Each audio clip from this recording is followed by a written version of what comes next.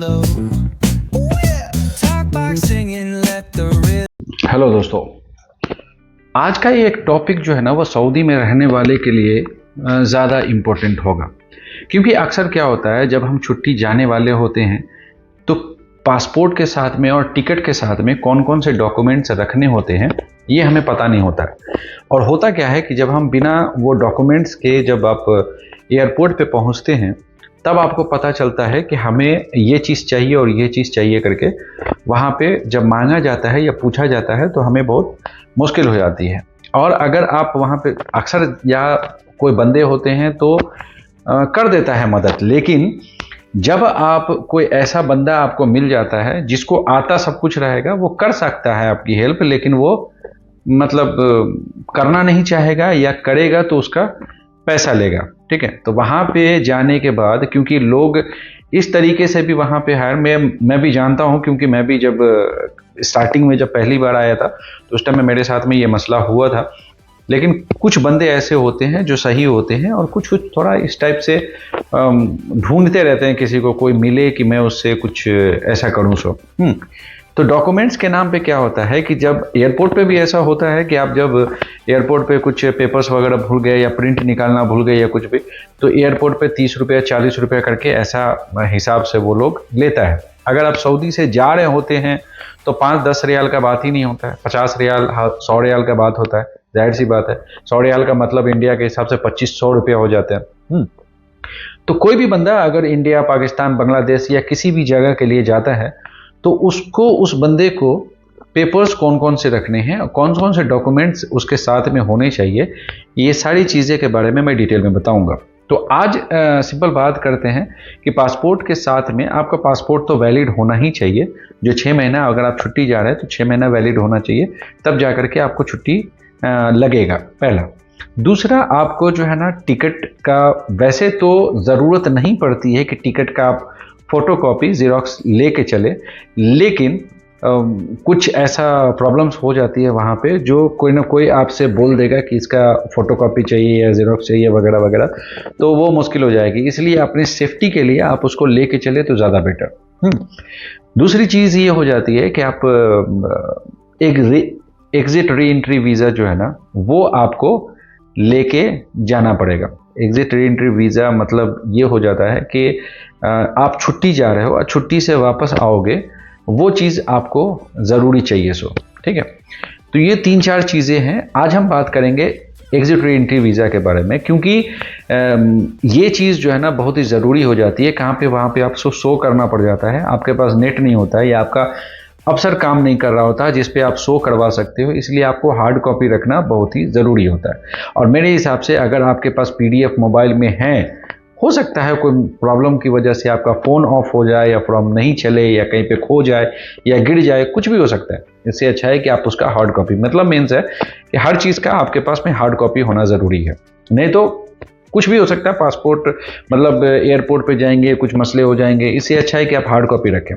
तो आज इस वीडियो पे मैं आपको बताऊंगा एग्जिट री एंट्री वीज़ा को कहाँ से आप डाउनलोड कर सकते हैं, आप उसका प्रिंट निकाल सकते हैं। क्योंकि अक्सर लोगों को ये प्रॉब्लम हो जाती है कि मैनेजमेंट की तरफ से हमें पीडीएफ नहीं आया, मैनेजमेंट की तरफ से मेरे को हार्ड कॉपी नहीं आया। तो इसके हिसाब से आज मैं बताऊंगा कि आप खुद से किस तरीके से आप डाउनलोड करके प्रिंट निकाल सकते हैं। इसका 2 तरीका है असल में, अफसर से भी निकाल सकते हैं और मुकीम से भी निकाल सकते हैं। आज मैं अफसर के बारे में नहीं, आज मैं मुकीम से डायरेक्टली एक शॉर्ट फॉर्म में आपको बताऊंगा कि आप अफसर से मुकीम से अपना एग्जिट री एंट्री वीज़ा कैसे डाउनलोड कर सकते हैं। पहले हम आ गए हैं गूगल क्रोम पे। गूगल क्रोम पे आने के बाद आप यहाँ पे सर्च करेंगे मुकीम लॉगिन। ठीक है, तो ये मुकीम लॉगिन पे क्लिक करेंगे और पहला जो पोर्टल आएगा उसको आप ओपन करेंगे। ओपन करने के बाद सबसे पहले क्या हो जाएगा, ये जो भी टाइम लेगा जो भी, ठीक है, यहाँ पे आपको अरबी में रखना है तो अरबी में रखेंगे और इंग्लिश करना है तो इंग्लिश में करेंगे। ये इंग्लिश क्लिक कर दिए। आपको यहाँ पे लॉगिन नहीं करना है, यहाँ पे रजिस्टर नहीं करना है, क्योंकि ये है मुकीम बिजनेस। अब आपको क्या करना है कि एग्जिट एंट्री वीज़ा निकालना है, तो यहाँ पे वीज़ा वैलिडिटी के इस पर क्लिक कर देंगे। यहाँ पे क्लिक करने के बाद फिर से इंग्लिश चूज़ करेंगे। चूज़ करने के बाद आप यहाँ पे आ करके आपको रजिस्टर करना है।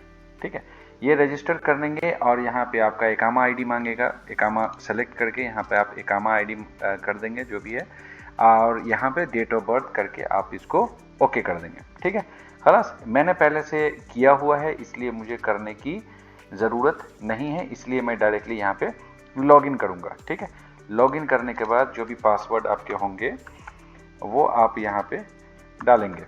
ठीक है, मैं यहाँ पे अपना पासवर्ड डाल देता हूँ। उसके बाद ये लॉगिन हो गया। ठीक है, लॉगिन करने के बाद आप जो मेल आईडी से आप यहाँ पे खोलेंगे वो मेल आईडी पे आपको एक कोड जाएगा। जैसे कि मेरे यहाँ पे एक कोड आएगा नॉर्मली, हाँ ये देखें, ये आ गया कोड। अब यहाँ से इसको क्या करेंगे, कॉपी करेंगे। आप अगर मोबाइल में कर रहे हैं तब आप याद कर सकते हैं, इस पर लैपटॉप कर सकते हैं तो कॉपी कर सकते हैं, कोई नहीं मसला।